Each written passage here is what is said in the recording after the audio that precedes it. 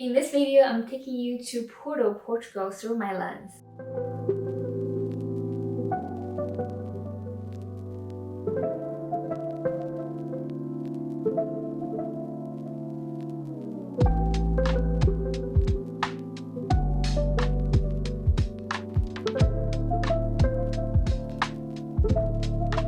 Hello lovelies! Welcome back to my channel. Before I start the video, I want to share with you something I got today. Yes, aren't they beautiful? They just make my heart smile every time I see them. And I got 2 bouquets because I wanted to give this to my friend to make her happy. So this flower specifically is called ranunculus. Yes, shall we learn how to pronounce it? Ranunculus. So this is flower I've seen all over Europe. I think it was originally from Europe. And when I was in Europe, I saw so many beautiful flowers, different colors. They're all over in the hotels, in the shops I went to. I just simply love them. And then they have different colors. I saw orange, yellow, red. I don't think I ever seen a purple in Europe, but I got some purples. They're beautiful. It matches with the ribbon here. From Whole Foods.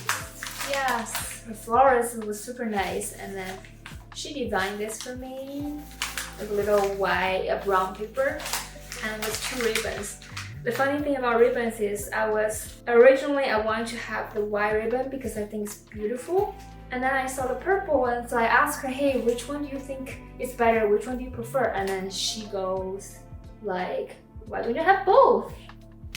I like how she thinks. Why don't I have both? So here we are, we have both ribbons. Again, they're so pretty, so I just want to share with you before we start the video. So let's get started. So, Porto, the best city in Portugal, that's what they say. So, do I agree with it? I think for someone who only been to 2 cities in Portugal, I don't think it's fair to judge. However, what I can say to you is, I think Porto definitely exceeded my expectations. So if you watch my previous video, you remember when I was expressing my feelings about going to Portugal. I was very uncertain. I don't know why, I had some fears. Not because it's not a great city, I just don't know what to expect. My mind for this trip to Porto was a blank canvas filled with fear. However, the first day I arrived in Porto to be specific, I was in love. First of all, the Uber driver was super nice. And he speaks English. So for someone who spent some time in Spain prior to Portugal, I was feeling like an infant the whole time because I don't speak the language. He made me feel like an intelligent human being all over again. Yay! Then I got to my hotel. The hotel staff was super friendly and nice to me. And I had an amazing view of the city and the river. It's just gorgeous. You're gonna see those views throughout this video, so hope you like it too. By the way, I also have a video coming up to share all these beautiful hotels I stayed in from this trip, so stay tuned. The highlight of this trip was the wine tasting tour to Douro Valley. I had a super amazing tour lady and a fantastic group that I can go on tour with. So we have a very nice and cozy family from Dominican Republic, a parent, and a daughter. They're super friendly and nice. They remind me of my home family and my parents, and I wish they were there with me. And randomly we have this professor who lived in China for the past 10 years, who will also be watching this video. So we tasted amazing wine and had a wonderful time. The second day, I explored my hotel a little bit more and went to a wine museum. The museum is super fun and educational. I learned everything there I can learn about winemaking, grape varietals, cork making, and wine labels. What surprised me the most is the fact that the wine labels are used for inspirational purposes, to invoke the intimate experience you're having while drinking your wine. As someone who has art and music background, I very much buy into the statement. Since it's the only short 2-day trip in Porto and actually didn't have the chance to explore the city of Porto itself and check out all the must-sees according to some guides. Though I already knew the first day I got there, I shall come back. I'll be back.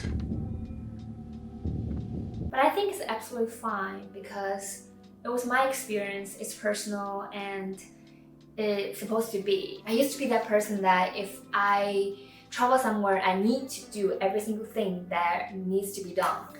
However, I think it's not a pleasant trip. So for this one, I really savored every single moment or be present of what I'm doing. So I think that's the most learning to me. And I'm making this video and to share with you all, you can view it with your own interpretation.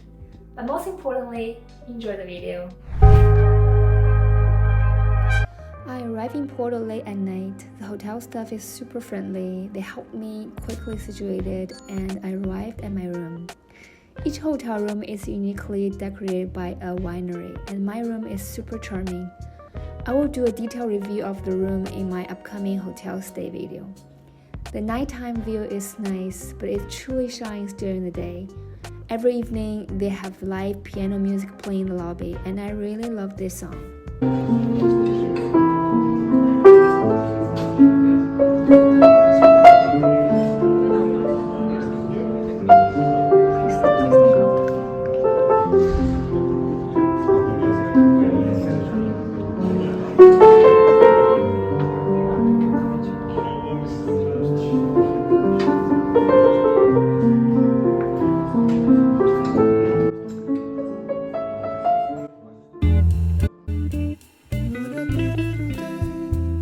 This is my first morning here at the hotel, and I woke up to this absolutely stunning view.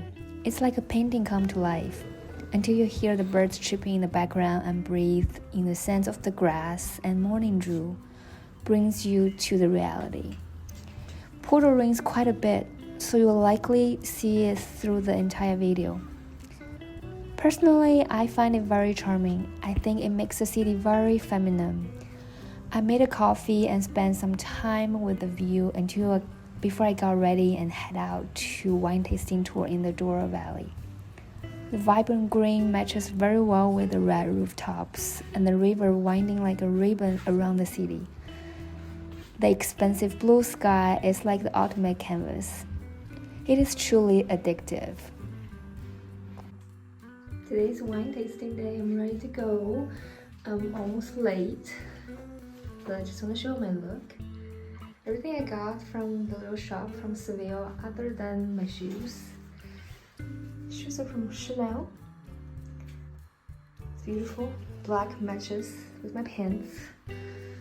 Pants is from that store. Shirts. How beautiful this shirt is. It's super comfortable silk. And the necklace is handmade by the husband. And I like the double up chain functionality. And then my earrings also from there. Take a close look. Little pearl dangling at the bottom of a gold metal. Looks like a bamboo. And then the bag is handmade by the owner.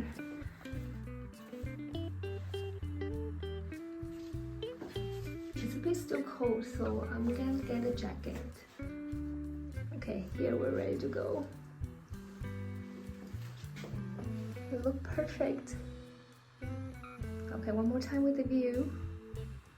Because I can never get all this. Oh my god.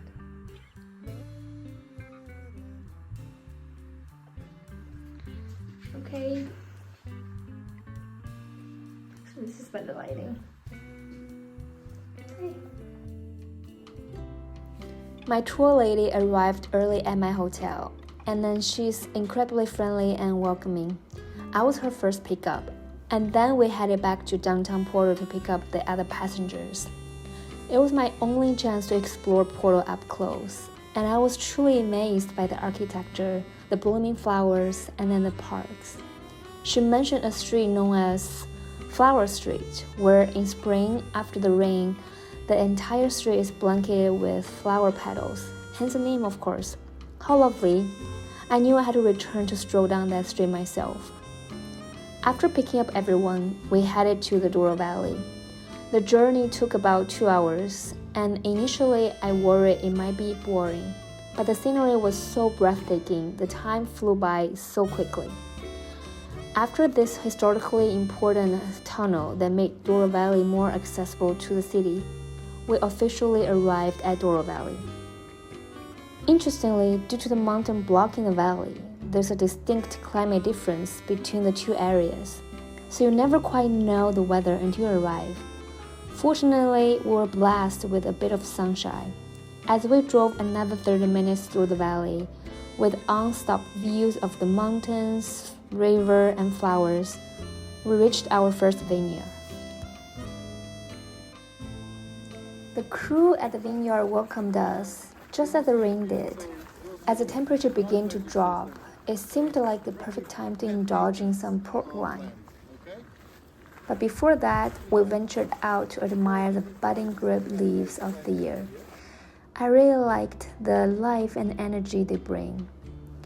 Do you know that wine grapes can only be harvested from vines, not the seeds? There are various techniques employed to train the vines for optimal growth. This one is called Cordon de Roya. Well, I tried my best to pronounce it, but I think it's better you hear from the original. By the name, you already know it was introduced by the French.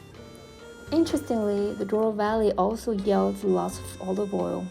This is not only due to the favorable weather, but also because clever locals plant olive trees to divide their vineyards from those of their neighbors. Here, our wine tasting experience began with a taste of the olive oil and the bread.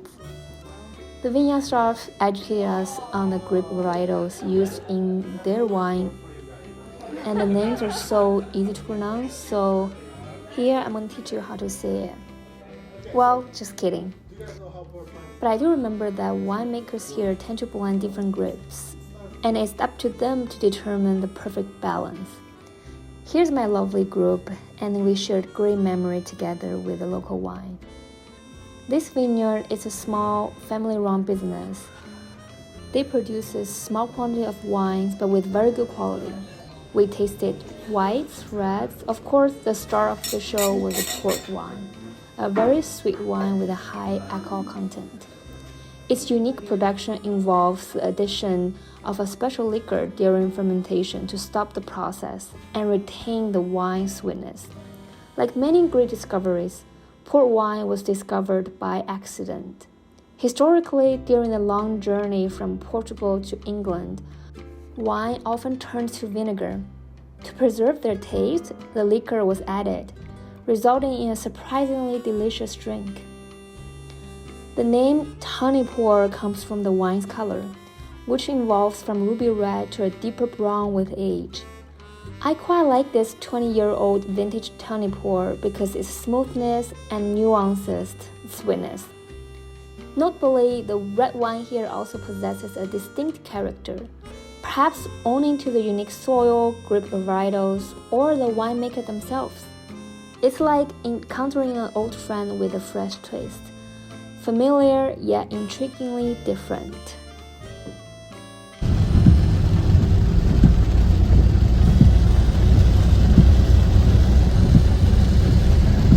It began to rain again as we drove towards another vineyard. I actually quite like the rain. It seemed to breathe life into the landscape, transforming the mountains into lush green color. And I felt in the rain, the valley looked like an elegant lady veiled in mist.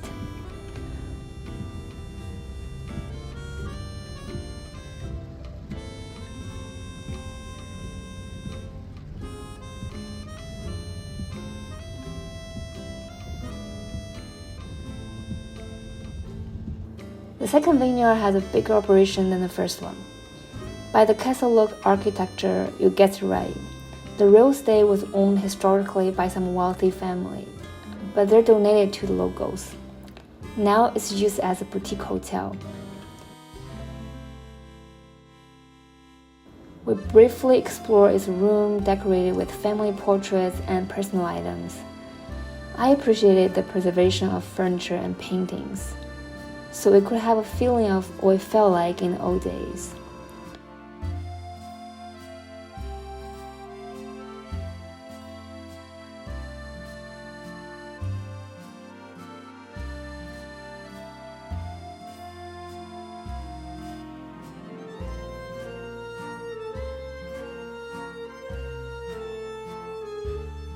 I will have to say my favorite is this beautiful garden. I will spend hours here just to be with the flowers. They have the Japanese camellias. It was blooming. But because of the rain and I'm wearing my new Chanel sandals, so I had to watch them from this level.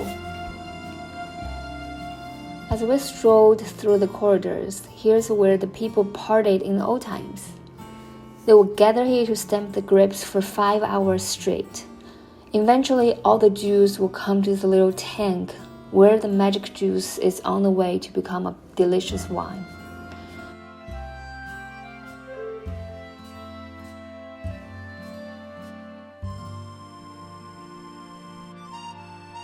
We were taken to their vintage wine cellar, where we tasted more vintage tawny pour, of course even more delicious. The fun game I like to play in the vintage wine cellar is to find that vintage wine from the same year as my birth.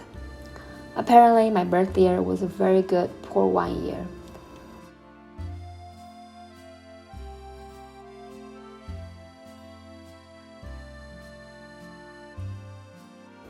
And I also found some other interesting years, like 1984 and 1858. Yes, you heard it right, the wine that lived through centuries. A lot has happened since then, so does it, I guess.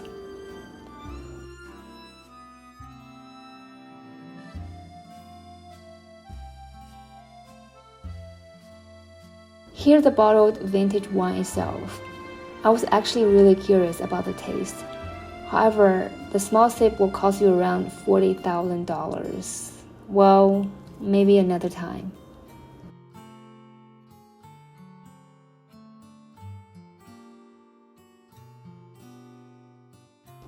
On the way out, I couldn't resist to stop by the garden one more time.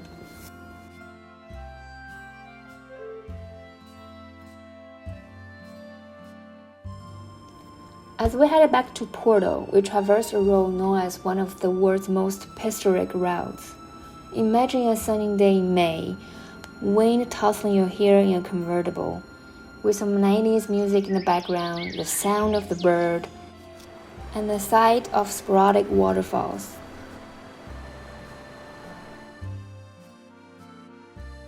Oh God, I really loved this place, and I didn't want to leave.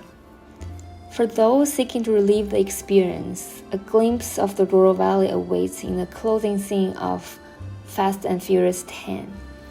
And myself, I didn't follow the series closely, but because of this, I watched the movie just to see those roads one more time.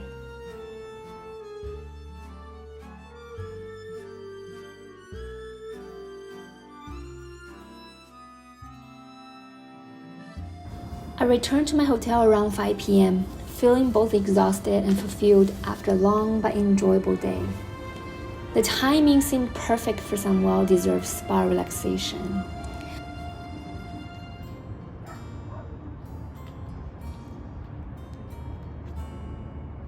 I had pre-booked a massage, and I must say this hotel is at an excellent location. Every room offers a view of the city and the river. More importantly, the hotel has consistent wine themes showcased in every nook and cranny. For example, this photography hanging in this room is a budding grape leaf. I really like this one.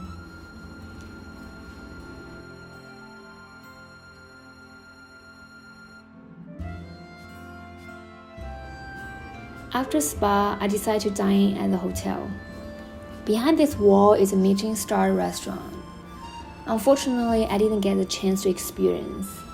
Yet another reason to return.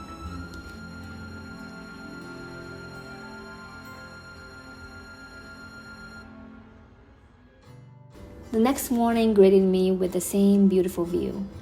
Today's agenda included a visit to the wine museum, located just near the hotel. What a better way to learn more about wine? I was very impressed by the museum's comprehensive exhibit, covering everything from the soil suitable for grape cultivation to the intricacies of pruning and winemaking techniques.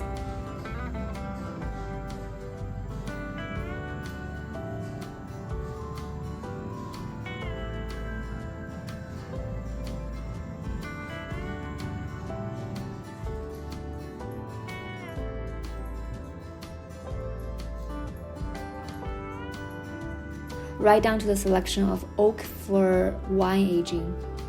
I spent at least 3 hours exploring every corner of the museum. There was very little crowd in the museum that allowed me to enjoy the museum more. One of the museum's highlights was its miniature replicas of Portugal's wine regions. Each room provided insights into the popular grape varieties native to its region. I was very impressed and found it super cute.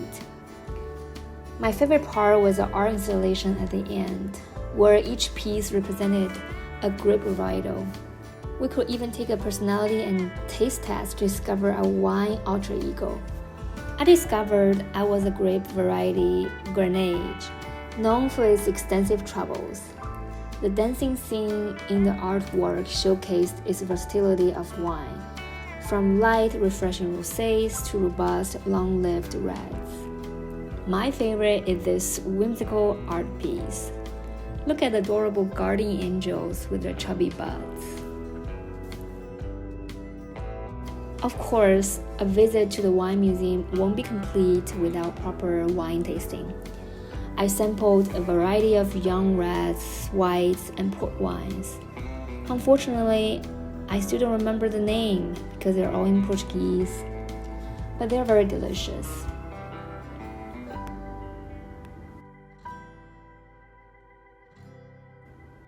As my time in Porto came to a close, overall I liked the people are very friendly and nice. The wine was delicious, the view was so beautiful. The food is so good in my opinion, I think it might be the best food I ever had in Europe. And the many sites left to explore on my next return. Thank you for watching. Till next time. Ciao!